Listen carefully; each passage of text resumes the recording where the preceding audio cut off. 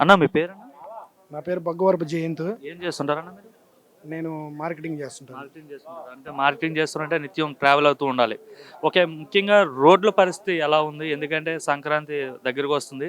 సంక్రాంతి లోపు రోడ్లన్నీ గుంతలు పూడుస్తామనేసి అయితే చంద్రబాబు గారు హామీ ఇచ్చారు. ప్రస్తుతం రోడ్ల పరిస్థితి ఎట్లా జరుగుతుంది?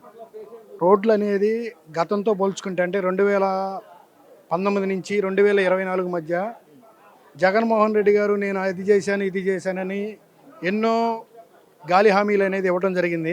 కానీ యాంత్రికంగా వచ్చాక ఎక్కడ ఏమనేది అభివృద్ధి అనేది జరగలేదు. రోడ్లకు కేటాయించి కనీసం గుంతలు కూడా పోడ్చలేదు. కొత్త రోడ్లు వేయడం ఎలా ఉన్నా కానీ గుంతలు కూడా పోడ్చలేదు. కానీ ఈ గవర్నమెంట్ వచ్చిన తర్వాత చంద్రబాబు గారు యుద్ధ ప్రాతిపదిక మీద ముందుగా రోడ్లు వేయడం ఎలా అన్నా కానీ ముందు అన్ని గుంతలు పోడ్చాలనేటువంటి ఒక సంకల్పం తీసుకొని డిప్యూటీ సీఎం గారు పవన్ కళ్యాణ్ గారు, అదేవిధంగా చంద్రబాబు గారు, నారా లోకేష్ గారు ఎప్పటికప్పుడు ఆర్కిటెక్ట్ చేస్తూ ఈ రోజున రాష్ట్రంలో ఉన్నటువంటి ప్రతి ఏరియాలో రోడ్లు అనేది పోడ్చడం జరిగింది. ఆల్రెడీ కొత్త రోడ్లు కూడా స్టార్ట్ చేశారు. ముఖ్యంగా పోల్చుకుంటే మా దర్శి నియోజకవర్గం మొలమూరు మండలంలో అయితే మా ఇన్ఛార్జి గారు లక్ష్మి గారు ప్రత్యేక శ్రద్ధ తీసుకొని ఆల్రెడీ రోడ్డు కార్యక్రమం అనేది అన్ని స్టార్ట్ చేస్తున్నారు. అదేవిధంగా సీసీ రోడ్లు, గ్రామాల్లో సీసీ రోడ్లు కూడా ఆల్రెడీ శాంక్షన్ చేసి ఆల్రెడీ మా ఊర్లో అయితే ముఖ్యంగా 4 రోడ్లు కూడా సీసీ రోడ్లు కంప్లీట్ చేశారు. మా మండలంలో దరిదాపు ప్రతి విలేజ్లో సీసీ రోడ్లు అనేది అన్నీ టోటల్గా కంప్లీట్ అయిపోయినాయి. అదేవిధంగా మెయిన్గా ఏంటంటే ఈ రోజున రాష్ట్రంలో ఉన్నటువంటి గుంతల రోడ్లన్నీ పోడ్చాలంటే ఇది ఒక రోజుతో అయ్యే కార్యక్రమం కాదు. సంక్రాంతి నాటికి ఎస్పెషలీ నేను అనుకోవడం ఏంటంటే ఒక 50% వరకు మొత్తం కంప్లీట్ అవుతాయని నేను భావిస్తున్నాను. ఎందుకంటే చంద్రబాబు గారు ఎప్పటికప్పుడు ఎక్కడ ఏం జరుగుతున్నది ఎప్పటికప్పుడు ఆయన ఆర్గనైజ్ చేస్తున్నారు. కాబట్టి గతంతో పోల్చుకుంటే ఇప్పుడు చాలా బెటర్ దాన్. ఎందుకంటే చంద్రబాబు గారు అంటేనే అభివృద్ధి, దానికి నాంది. దానికి తోడు అగ్నికి వాయువు తోడైనట్టుగా మన చంద్రబాబు గారికి పవన్ కళ్యాణ్ గారు తోడయ్యారు. ఎక్కడ ఏమైనా లోటుపాట్లు ఉంటే వాటన్నిటిని ఎప్పటికప్పుడు మేనేజ్ చేసుకుంటూ మన రాష్ట్రాన్ని అభివృద్ధి పదంలోకి తీసుకెళ్తున్నారు. అంటే గతంలో మరీ అంత అధ్వానంగా ఉండేవండి రోడ్లు? డెఫినెట్ అండి. ఎందుకంటే మా ఫ్రెండు వాళ్ళ మిస్సెస్ డెలివరీ అయితే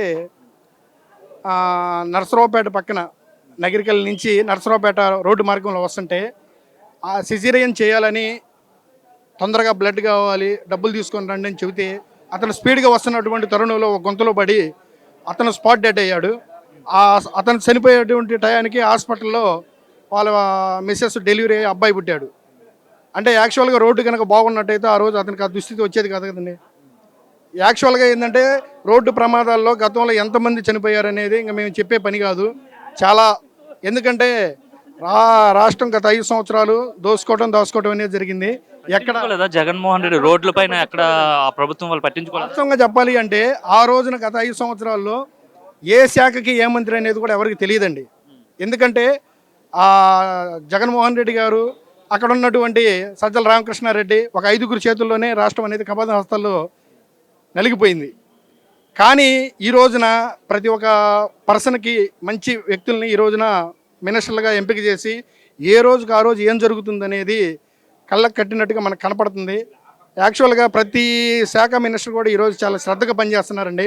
వాస్తవంగా ఒక 40 రోజుల క్రితం మన విజయవాడ ఎదుర్కొన్నటువంటి ఉప్పిన ఆ రోజు జరిగినటువంటి భయంకరమైనటువంటి సంఘటనని తేలిగ్గా 10 రోజుల్లో మనం బయటపడగలిగామంటే ఆ రోజు చంద్రబాబు గారు తీసుకున్నటువంటి చొరవ కావచ్చు, అదేవిధంగా నీటిపారుదల శాఖ మినిస్టర్ గారు అయినటువంటి రామానాయుడు గారు కావచ్చు, యుద్ధ ప్రాతిపదిక మీద ఎవరు నిద్రపోకుండా అన్ని డిపార్ట్మెంట్లని ఆర్గనైజ్ చేసి ఎవరిని రెస్ట్ అనేది తీసుకోకుండా 10 రోజుల్లో అదే విజయవాడని మామూలు స్థితికి తేగలిగారంటే వాస్తవంగా ఎలా పనిచేస్తున్నారు అనేది మేము మీకు చెప్పేది కాదండి.